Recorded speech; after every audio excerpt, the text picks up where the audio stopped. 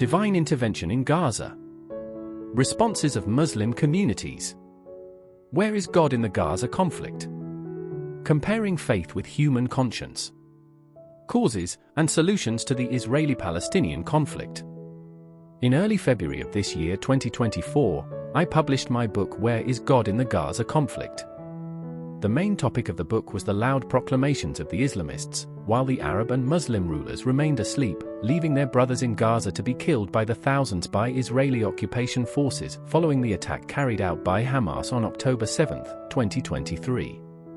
In the book, I mentioned that the religious conscience did not respond to save or help the innocent residents of Gaza, who number around 2 million people.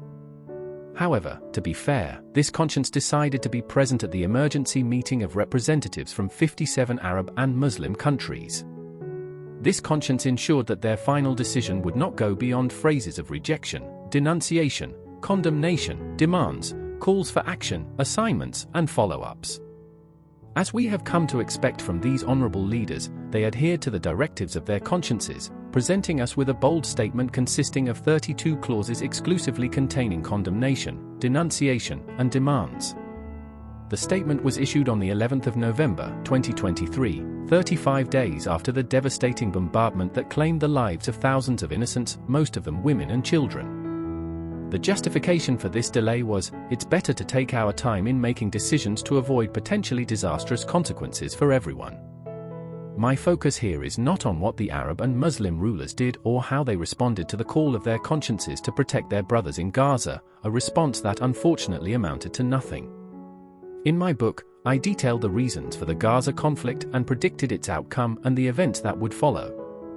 I discussed the potential results if the resistance were to triumph, the motivations for supporting the State of Israel and the criteria that ensure its survival, whether there is hope for any authoritarian regime to survive, and the possible solutions to the Palestinian issue and how to end the conflict between Arabs and Jews.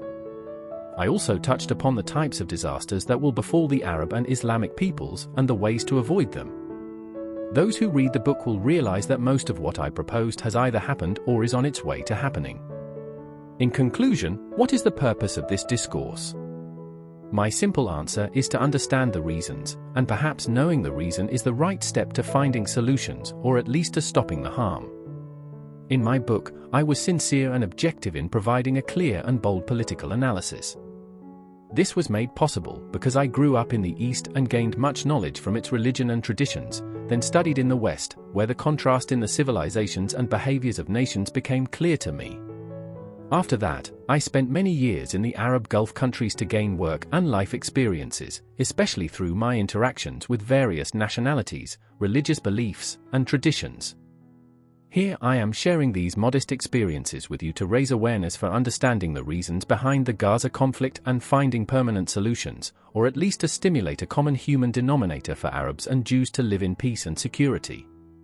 My book is available on Amazon. You can also download it from my website at www.trorandy.uk. You can get in touch with me through my email at tsrorandy@gmail.com. Thank you.